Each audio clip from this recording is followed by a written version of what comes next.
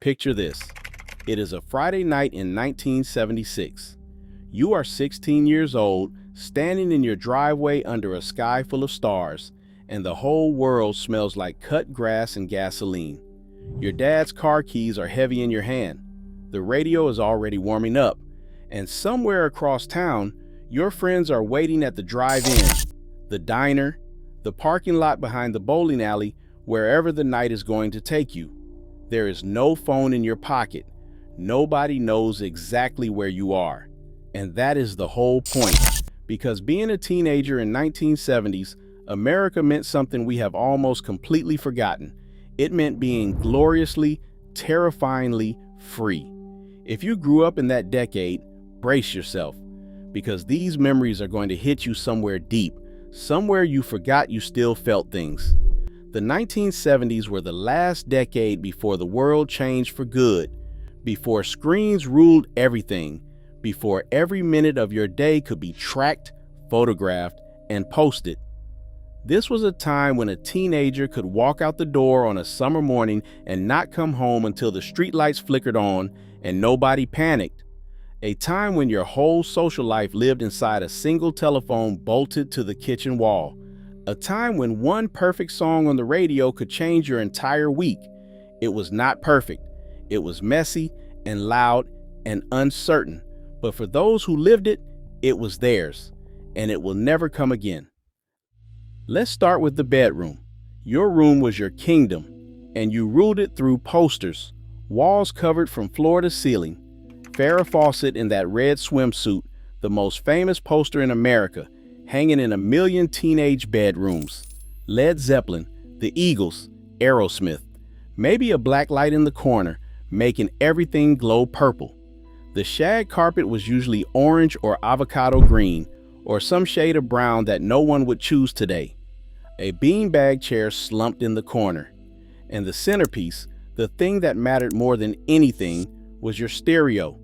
The record player with the smoked plastic dust cover, the receiver with the glowing dial, and two big wooden speakers you saved up months of allowance and lawn mowing money to buy. You knew every album cover by heart. You read the liner notes 100 times. You held the vinyl by its edges like it was sacred, because it was. Music wasn't background noise. It was the soundtrack to becoming who you were going to be. And the music. My goodness, the music. You had your transistor radio, that little plastic box pressed against your ear, the AM stations crackling through the night. You would lie in bed past your bedtime waiting for the DJ to play the one song, the song you had been thinking about all day. There was no skipping, no playlist, no choosing. You took what the radio gave you, and the waiting made it sweeter. On Sunday mornings, you would listen to Casey Kasem count down American Top 40, scribbling the rankings in a notebook, gasping when your favorite climbed a spot. And then there was the 8-track tape, that chunky plastic cartridge you shoved into the dashboard, the way the song would suddenly fade out and clunk midway through as it switched tracks, sometimes right in the middle of the chorus. You would jam a folded matchbook under it to stop it skipping. It was clumsy and imperfect, and you loved it anyway. By the end of the decade, the cassette tape arrived, and suddenly you could make your own mixtapes, pausing the radio at exactly the right moment, recording songs off the air, building the perfect tape for the girl or the guy you could not stop thinking about. Now picture the phone. There was one in the house, maybe two if your family was fancy. It hung on the kitchen wall, and it had a curly cord that your mom had stretched out over the years until it dangled almost to the floor. When you wanted privacy, and as a teenager you always wanted privacy, you stretched that cord as far as it would go, around the corner, into the pantry, behind the closed door, whispering into the receiver while your little brother tried to listen in. Phone calls were precious and dangerous. If you were on the phone, nobody else could call in. Your dad would holler that he was expecting an important call, and you would have to hang up on the conversation that was the most important thing in your entire life. Some families still had a party line, sharing the connection with the neighbors, so you would pick up to call your best friend and hear Mrs. Henderson down the street already talking, and you would have to wait, or worse, you would listen. There was no caller ID. When that phone rang, it was a mystery every single time. And calling a boy or a girl you liked took the kind of courage that made your hands sweat and your heart pound. Dialing those numbers on the rotary dial, that long, slow whir as each digit clicked back into place, giving you just enough time to lose your nerve. Let's talk about the car, because in America in the 1970s, the car was everything. Getting your driver's license at 16 wasn't just a milestone. It was liberation. It was the day the entire world opened up. Gas was cheap, at least when you could get it, and the open road belonged to you. You would pile 6, 7, 8 friends into somebody's beat-up Chevy Nova or Ford Pinto or a hand-me-down station wagon with the fake wood paneling, and you would just drive. Cruising was a sport. You would loop the same strip downtown 100 times on a Friday night, windows down, music blasting, waving at the same kids you had already passed 5 times, pulling into the drive-in restaurant where the car hop still brought your food on a tray that hooked onto your window. The muscle cars rumbled at the stoplights, the GTOS and the Mustangs and the Camaros, and the older guys would rev their engines and race down the boulevard. You learned to drive a stick shift in an empty parking lot, your dad gripping the dashboard, both of you lurching forward as you ground the gears. And the freedom of it, the pure freedom of being 17 with a full tank of gas and know where you had to be, is something most kids today will never understand. But the cars tell another story too, because the 1970s were when America got a brutal wake-up call.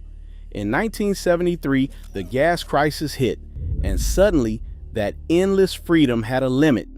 The lines at the gas stations stretched around the block, cars idling for hours, tempers flaring.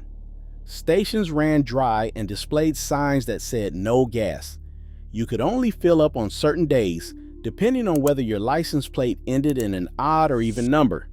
For a generation of teenagers who measured their lives in miles driven, it was the first sign that the good times were not guaranteed. The world was bigger and more complicated than the strip downtown, but you adapted because that's what you did. You carpooled, you drove slower. You learned that freedom and limits could live side by side. Now think about Saturday. Saturday morning was sacred. You'd wake up early, even though you'd happily sleep till noon any other day, and you'd plant yourself in front of the television for cartoons.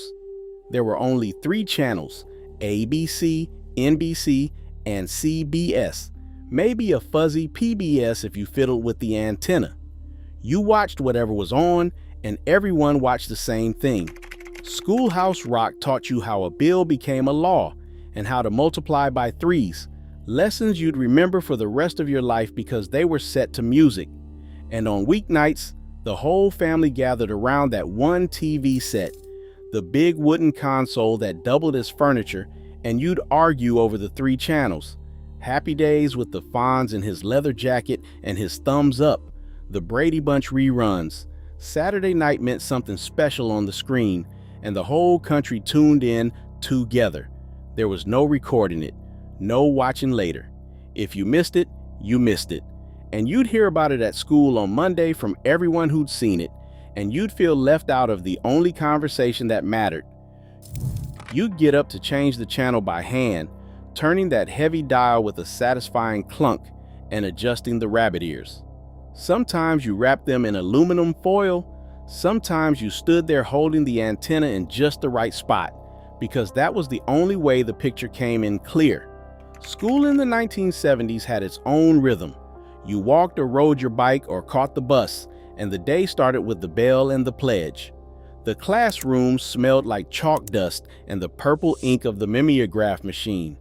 Those freshly printed worksheets the teacher handed out still damp, and the whole class would lift them to their faces to breathe in that sweet chemical smell.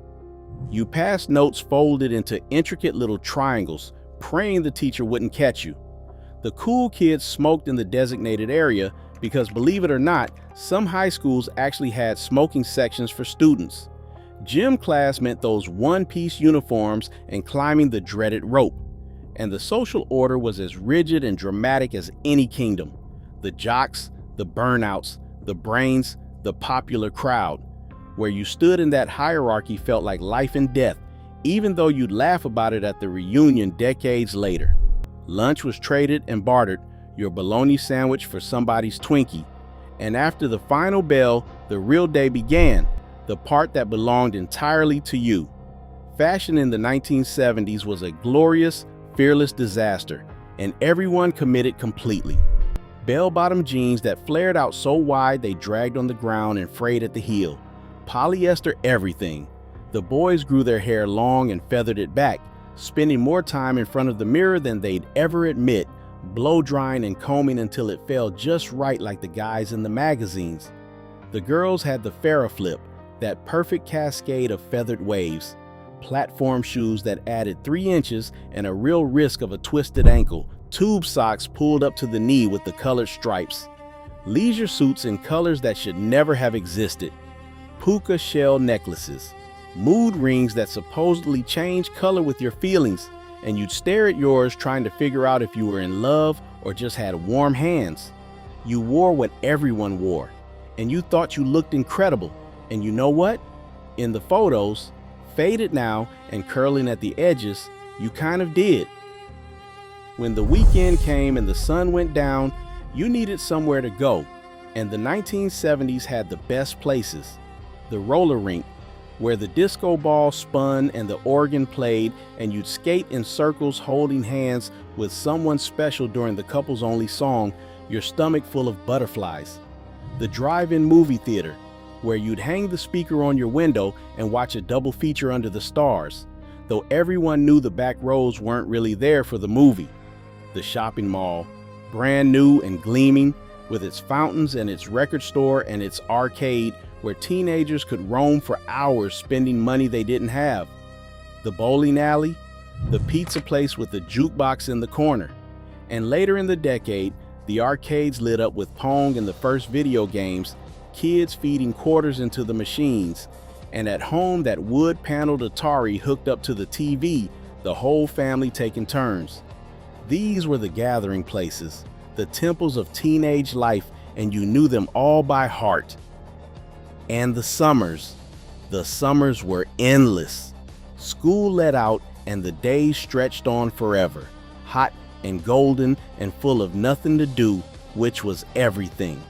You rode your bike everywhere, no helmet, no fear, jumping the curb and riding double with a friend on the handlebars. You drank from the garden hose when you were thirsty.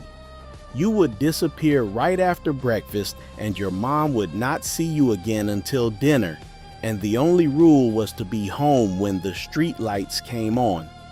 You played sandlot baseball until you could not see the ball anymore. You ran through the sprinkler. You bought penny candy at the corner store and a bottle of pop that came in glass you returned for the deposit. The neighborhood was full of kids, and you knew every one of them. And every backyard was a shortcut, and every parent kept an eye out for every child. You would catch fireflies in a mason jar as the night came down warm and heavy. There was a freedom in those summers that bordered on magic, the kind of freedom that came from being trusted, from being unwatched, from being allowed to simply be a kid in the world.